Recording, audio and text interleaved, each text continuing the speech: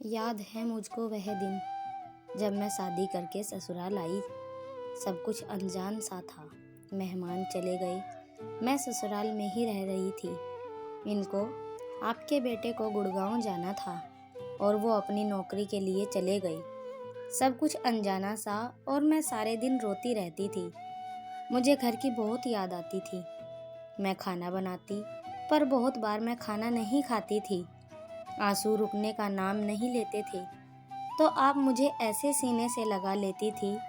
क्यों उदास है हम हैं आपने मम्मी की कमी कभी महसूस नहीं होने दी। और मैंने भी आपको और पापा जी को दिल से अपनाया।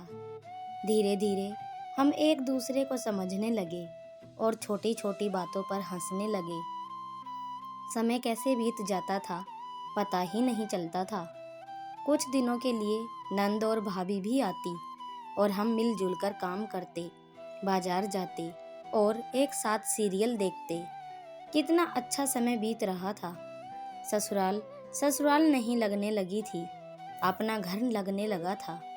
मैं और आप ऐसे ही जब पूजा पाठ करने बैठते और एक शब्द भी इधर उधर आरती में हो जाता तो बहुत हंसी आती और फिर हम उसी आरती को दोबारा पढ़ा करते थे। आप और पापा जी हमेशा मेरे खाना बनाने की तारीफ करा करते। मैं कुछ भी करती आपको सब अच्छा लगता था। सारे रिश्तेदार मेरी तारीफ करते तो आप फूली न समाती।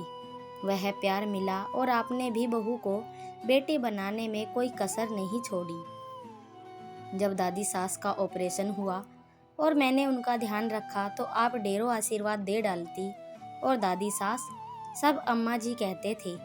कितनी खुश हो जाती थी वो मेरी छोटी छोटी बातों पर। वो मुझे अपने पास बैठाकर मेरे हाथों की चूड़ियाँ इधर उधर करती रहती और कहती कि तेरे हाथों में चूड़ियाँ बहुत सुंदर लगती हैं।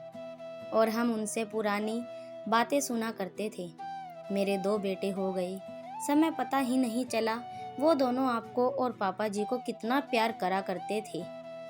पापा जी हमेशा मजाक करते, पूजा पाठ में लगी रहेगी या घर में बच्ची की बातें भी सुनेगी और आप जल्दी जल्दी पूजा करती हैं।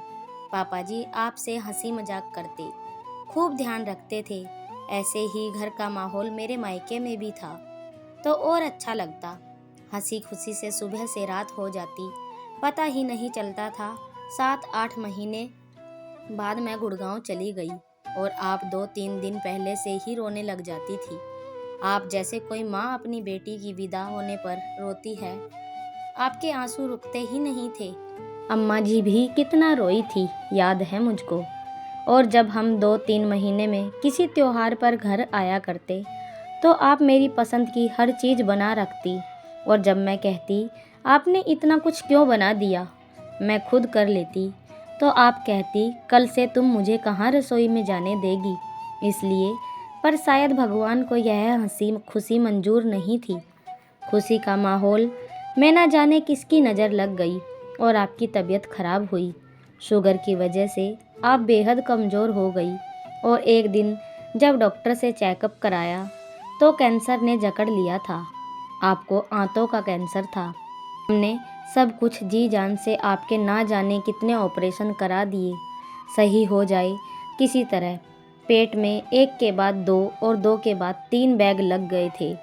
जब मैं हॉस्पिटल में रहती तभी आप मैं चुप अच्छी नहीं लगती थी। आप कहती हमेशा बोलती है तू चुप क्यों है, अच्छी नहीं लग रही, कुछ बात कर। और आप कहती चली गई, मुझे मेरे बच्चों के लिए जीना है। बस बचने की आस करते करते आप हमें छोड़कर चली गई। अब पापा जी हम सबके साथ रहते हैं पर उन्हें उदास देखकर आंखें भर आती हैं। सब कुछ है पर आप नहीं हो। ना ससुराल जाने पर कोई इंतज़ार करता है, अब वो बस मकान है जो पहले घर था। आपकी यादें हैं तो साल में 1-2 बार जाना होता है। किसी ने सही कहा है, किसी के जाने से ज़िंदगी नहीं रुकती, पर वो जगह भी कभी नहीं भरती। आप यादों में बसी हो मम्मी जी।